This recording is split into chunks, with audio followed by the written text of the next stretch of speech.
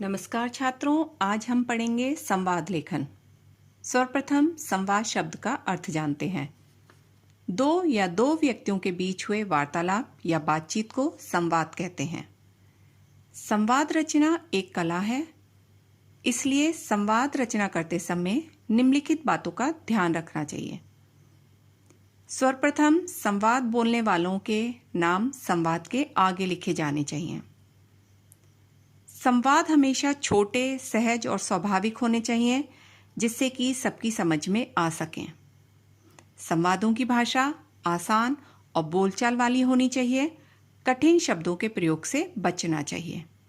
कहने का तात्पर्य यह है कि संवादों के द्वारा हम अपनी विद्वता का प्रदर्शन नहीं करते हैं, बल्कि अपनी बात दूसरे तक पहुंचाना चाहते हैं। इसलिए हमेशा कठिन शब्दों से दूर रहना चाहिए। संवाद रोचक होने चाहिए, उनमें व्यंग विनोद का समावेश होना चाहिए। अर्थात कहीं कहीं संवादों में हंसी मजाक का भी प्रयोग होना चाहिए। संवादों में क्रमबद्धता और संबद्धता होनी चाहिए। अर्थात जब भी एक वाक्य का अंत हो तो दूसरा वाक्य उससे जुड़ा हुआ होना चाहिए। संवादों में वास्तविकता होनी चाहिए, बनावटी नहीं लगने चाहिए। संवाद विषयानुसार होने चाहिए। बहुत बार देखा गया है कि विद्यार्थी विषय से भटक जाते हैं, इसलिए उन्हें प्रश्न अच्छी तरह पढ़ने चाहिए। संवादों की भाषा पात्रानुकूल होनी चाहिए।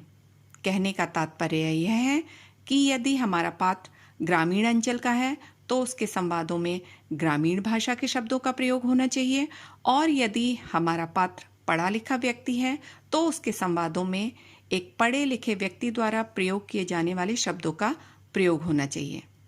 संवादों में कहीं कहीं मुहावरे और लोकोक्तियों का भी प्रयोग किया जाना चाहिए। संवाद बोलने वाले व्यक्ति के मनोभावों को कोष्ठक में लिख सकते हैं। अर्थात यदि कोई व्यक्ति संवाद गुस्से में बोल रहा है तो हम ब्रैकेट में गुस्से में शब्द लिख सकते हैं। संवाद लेखन के अंत में वार्ता पूरी हुई होनी चाहिए। अब हम एक उदाहरण देखते हैं छात्रों।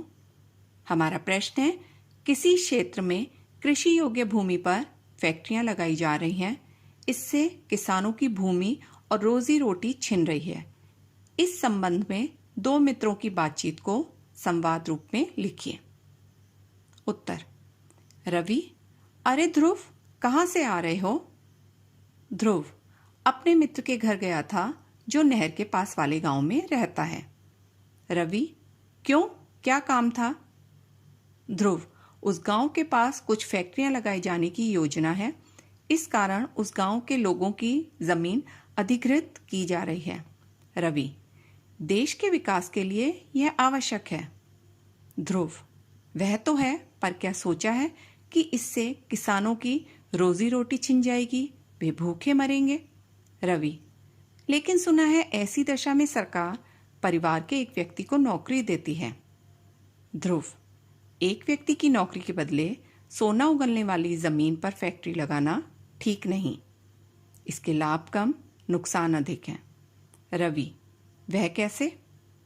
ध्रुव: फैक्ट्रियां लगने से उपजाऊ जमीन तो हाथ से जाएगी ही, साथ ही हरियाली नष्ट होगी और पर्यावरण प्रदूषित होगा।